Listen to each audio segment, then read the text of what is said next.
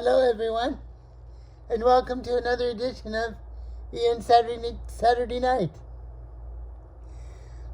Wasn't going to do a chapter today, but I figured Sunday's the day of contemplation and reflection, so I have a few moments, so I'm just going to tell you about my day. Today was very still and hot, and very quiet. You could hear a pin drop, and I felt a sense that a great stillness around me, and I thought I was going to go out with my aide at some point, socially, but then just as a friendship thing, but then my aide went out to lunch with my roommate. So I felt kind of strange about that, but that's okay. It just felt a little weird at first, and I put it in perspective. I did think it was a little strange because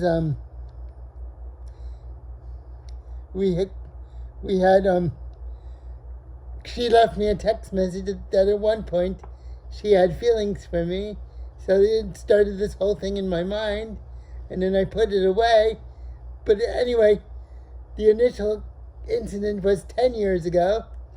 So fast forward to 2024. I had asked her to go out with me socially. And she goes out with me socially in a friendship way with my roommate. So that feels a little strange for me. But I took it in stride. Sometimes when I'm nervous, I smile, but anyone can tell my real feelings because I have my heart on my sleeve. So I know when things bother me, and usually people can tell anyway. So that was my little drama. I stress the word little because after about 15 minutes it really didn't bother me, but at first it did feel a little weird. Then also what's going on is I'm applying to film school at the University of Miami, so that takes a lot of my time, and I'm just going to see what happens.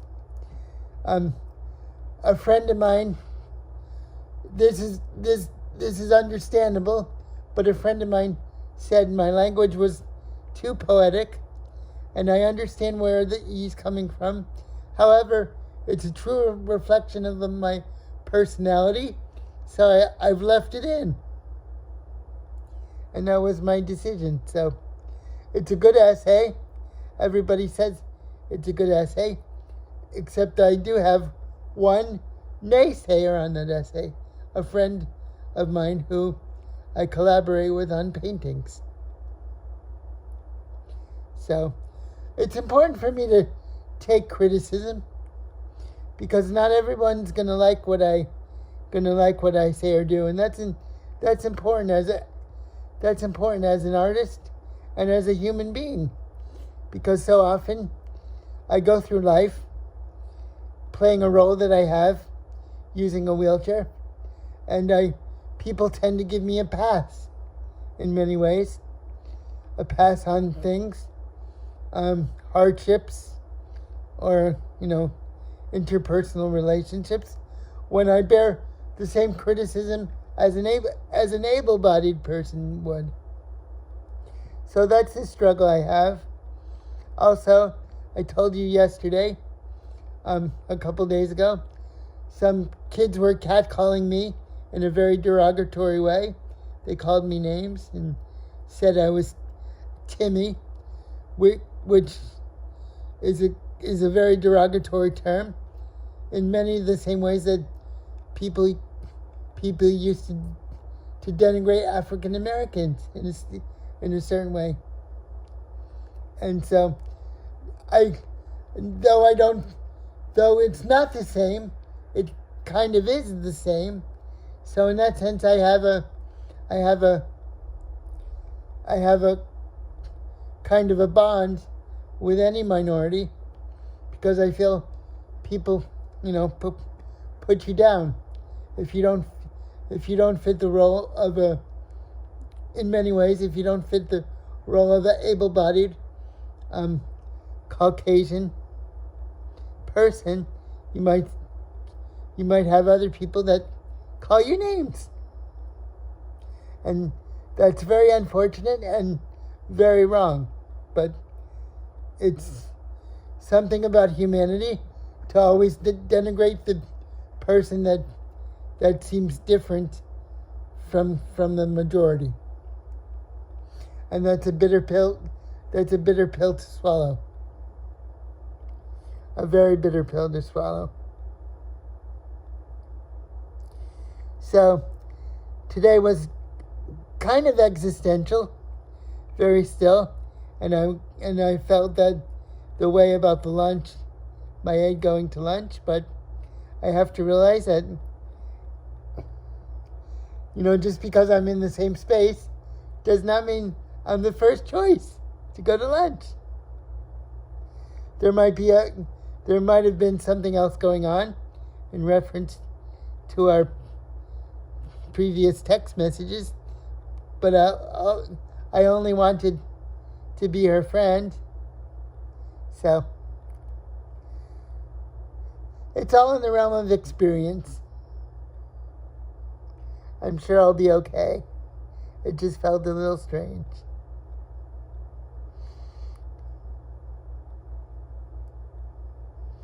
And what else is going on in Key West?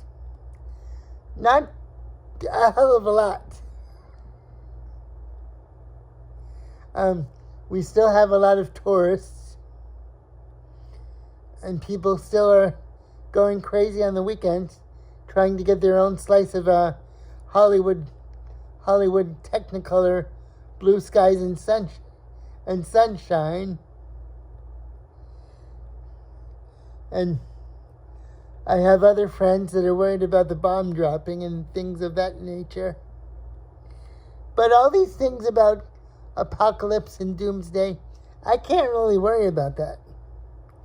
I'm only given a certain amount of parameters, and as much as I might want to feel that I can save the world or make a difference, I just have to keep on doing what I'm doing, for better or worse, and try to be the best person that I can be.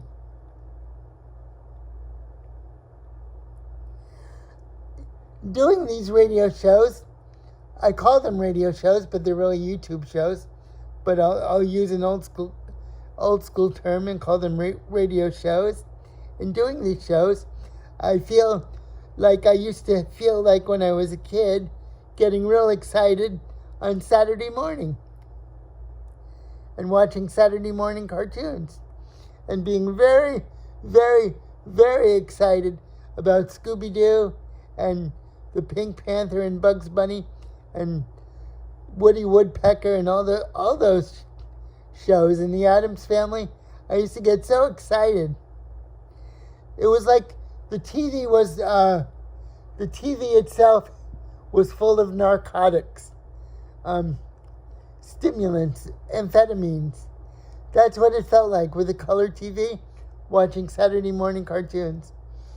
And maybe some of you have the same experiences if you're in your middle 50s and you feel like you woke up early on Saturday morning really, really excited, because I really feel there were some kind of amphetamines coming through the TV in a vibration.